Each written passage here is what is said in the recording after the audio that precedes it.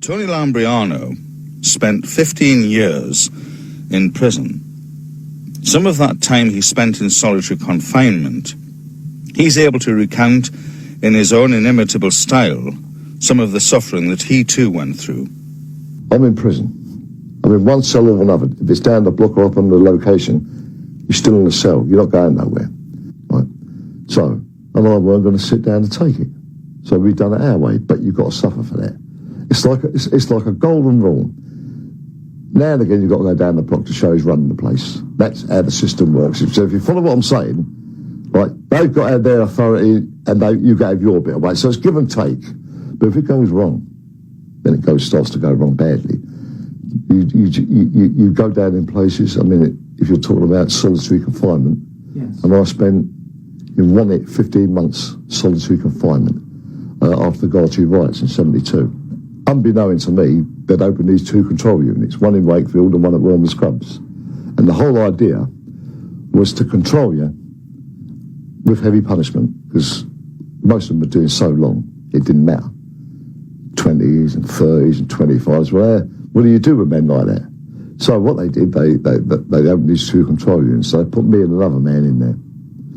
And the whole idea was you don't see another inmate. You exercise in little cages on your own. There was two little cages in there, about 30 foot long, about 15 foot wide.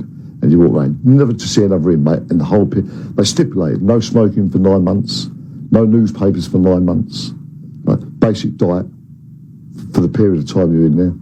Anyway, in the end, I mean, I had no bed. The bed was taken out during the day. All I had was a plastic mat. And the cell, I always remember, it was on the end of A-wing, the control unit. And the other side of the wall is one of the scrubs. And during the summer now, I could hear the kids and all that. But you had a dome, like a plastic dome, outside the window, so nothing could be lowered or passed into you. And the whole regime was based on that, on complete control. Brutalising without being brutal. That's another way of putting it. It's a mental thing. I always remember the governor coming round on a Christmas morning, '72, and he said to me, I don't agree with this. He didn't agree with what was going on in these units. He didn't agree with the regime they were going to put up.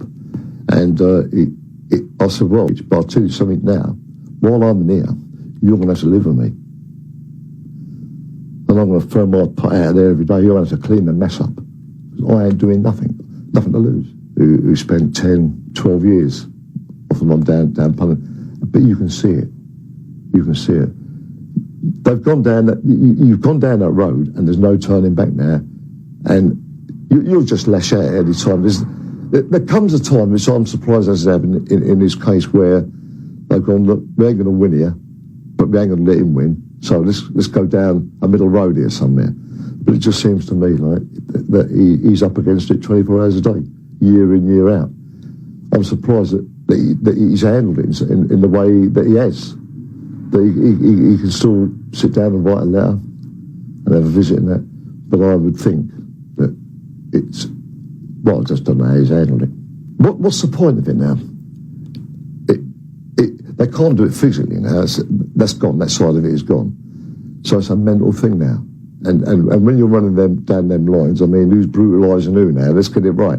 At that time, Valium was a thing, like actual trips, all that type of stuff. I mean, if you can get on that, it's an easy way out. It's another way out of it. But I mean, then you're dealing with human wrecks, zombies.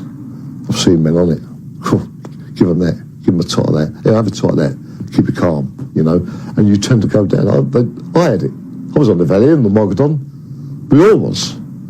I mean, because you're living in a place that can go up at any time, any given time. You know, the sentence is given out now. I mean, if you're expecting men to serve 20, 30, and them type of sentences, I mean, what are you dealing with? You know, and it seems to be a regular thing now. You can't just throw a man in a prison and forget about it for the next 30 years, because what are you going to release?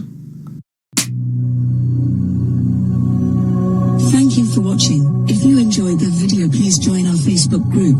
It's called Krays Crime Lords of London. We're a friendly, moderated group with over 1,000 Kray and other celebrated gangsters list of videos available for view. There's also thousands of images in the photos sections. The link for the group is in the YouTube description section. I hope we see you there soon.